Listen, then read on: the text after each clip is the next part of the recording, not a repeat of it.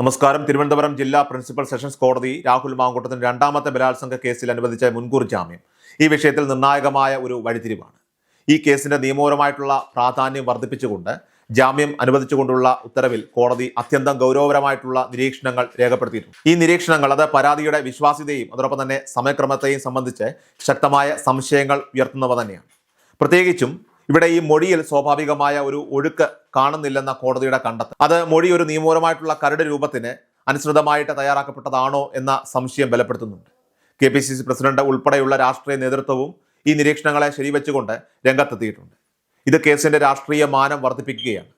രണ്ടാമത്തെ യുവതിയുടെ പരാതി പരിശോധിക്കുമ്പോൾ സ്വാഭാവികമായ സാഹചര്യങ്ങളിൽ സാധാരണയായി ഒരു ഇരയിൽ നിന്ന് പ്രതീക്ഷിക്കുന്ന പ്രതികരണ രീതികളല്ല കാണുന്നതെന്ന് കോടതി വിലയിരുത്തുകയുണ്ടായി.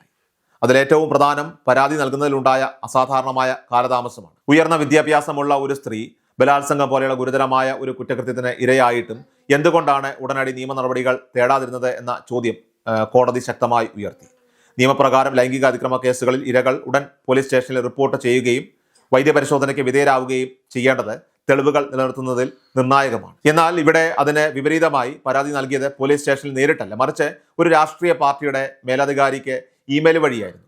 ഇത് പോലീസിനെ അറിയിക്കുന്നതിനേക്കാൾ ഉപരിയായി രാഷ്ട്രീയപരമായിട്ടുള്ള ലക്ഷ്യങ്ങൾ മുൻനിർത്തി കേസ് രജിസ്റ്റർ ചെയ്തതാണോ എന്ന സംശയത്തിന് വഴിവെക്കുന്നുണ്ട്. ഈ കേസിന്റെ ശ്രദ്ധേയമായ മറ്റൊരു ഘടകം രണ്ട് യുവതികളും നൽകിയ മൊഴികളിലെ അതിശക്തമായ സമാനതകളാണ്.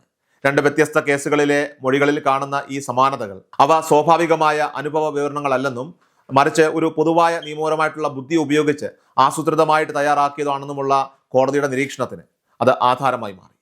ഈ മൊഴികൾക്ക് പിന്നിൽ നിയമപരമായിട്ടുള്ള അറിവുള്ള ആരുടെയെങ്കിലും സ്വാധീനം ഉണ്ടായിരിക്കാമെന്ന നിഗമനത്തിലേക്ക് കോടതി എത്തിച്ചേരാൻ ഇത് കാരണമായി മാറി. കൂടാതെ ഇത്രയും ഗുരുതരമായ ലൈംഗിക അതിക്രമങ്ങൾ ഉണ്ടായിട്ടും മാസങ്ങൾ കഴിഞ്ഞാണ് പരാതികൾ ഉണ്ടായത് തന്നെ.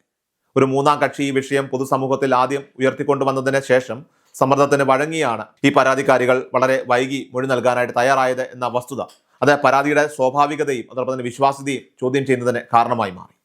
പ്രഥമ ദൃഷ്ടിയ മൊഴികളുടെ സ്വഭാവം വിലയിരുത്തിയ കോടതി കേസിൽ സമ്മതത്തിന്റെ സാധ്യതകൾ ഉണ്ടാകാമെന്ന് പരോക്ഷമായി സൂചിപ്പിച്ചു. അതുകൊണ്ടാണ് പ്രതിയുടെ അറസ്റ്റ് തടയുന്നതിന് പകരം വ്യവസ്ഥാപിത ജാമ്യം കണ്ടീഷണൽ ബെയിൽ അനുവദിച്ചത്. എല്ലാ തിങ്കളാഴ്ചയും അന്വേഷണ ഉദ്യോഗസ്ഥന് മുൻപാകെ ഹാജരാകണം എന്നതടക്കമുള്ള കർശന ഉപാധികളോടെയാണ് ഇപ്പോൾ ജാമ്യം അനുവദിച്ചിരിക്കുന്നത്. അതേസമയം പ്രതിക്ക് ജാമ്യം ലഭിച്ചതുകൊണ്ട് മാത്രം കേസ് നിയമപരമായിട്ട് നിലനിൽക്കില്ല എന്ന് പറയാനാവില്ല. പോലീസ് നടപടിക്രമങ്ങൾ പാലിച്ച് കുറ്റപത്രം സമർപ്പിച്ചാൽ കേസ് ട്രയലിലേക്ക് വരും. ട്രയൽ ഘട്ടത്തിൽ കോടതി മൊഴികളുടെ സ്വാഭാവികതയിലോ മറ്റ് വിഷയങ്ങളിലോ അല്ല, മറിച്ച് പോലീസ് ഹാജരാക്കുന്ന തെളിവുകളുടെ ബലത്തിലാണ് കേസിന്റെ മെറിറ്റ് പരിശോധിക്കുക.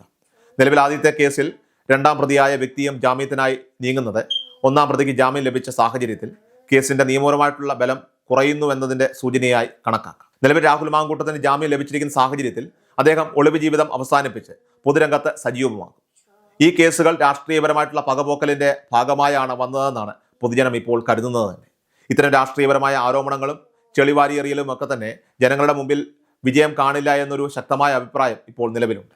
കാരണം ജനങ്ങൾ ഒരു വ്യക്തിയെ വിലയിരുത്തുന്നത് അവരുടെ രാഷ്ട്രീയ പാർട്ടി നോക്കിയല്ല, മറിച്ച് അവരുടെ വ്യക്തിപരമായിട്ടുള്ള പ്രവർത്തനങ്ങൾ, പൊതുജനങ്ങളുമായിട്ടുള്ള അവരുടെ പെരുമാറ്റം, സാമൂഹിക ഇടപെടലുകൾ, വിശ്വാസ്യത എന്നിവയുടെയൊക്കെ അടിസ്ഥാനത്തിലാണ്. അതുകൊണ്ട് തന്നെ ഇത്തരം നിയമപ്രശ്നങ്ങൾ അദ്ദേഹത്തിനെതിരായ ഒരു ബഹിഷ്കരണത്തിന് കാരണമായേക്കില്ല.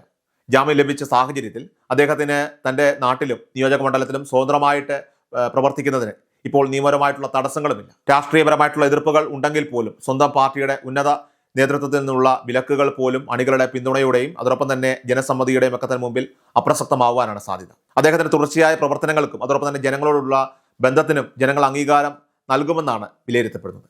ഇപ്പോഴത്തെ ഈ കാലാവധി തീർന്നാലും അടുത്ത തെരഞ്ഞെടുപ്പിൽ അദ്ദേഹം നല്ല ഭൂരിപക്ഷത്തോടെ വിജയിക്കാനുള്ള സാധ്യതയുണ്ടെന്നും നിയമപരവും രാഷ്ട്രീയപരമായിട്ടുള്ള വിശകലനങ്ങൾ സൂചിപ്പിക്കുന്നുണ്ട്. ഈ കേസിന്റെ അന്തിമ വിധി ട്രയലിന് ശേഷമായിരിക്കും എങ്കിലും നിലവിലെ കോടതി നിരീക്ഷണങ്ങൾ അത് അദ്ദേഹത്തിന്റെ പൊതുപ്രവർത്തനത്തിന് തടസ്സമുണ്ടാകില്ല എന്ന സൂചനയാണ് ഇപ്പോൾ നൽകുന്നത്.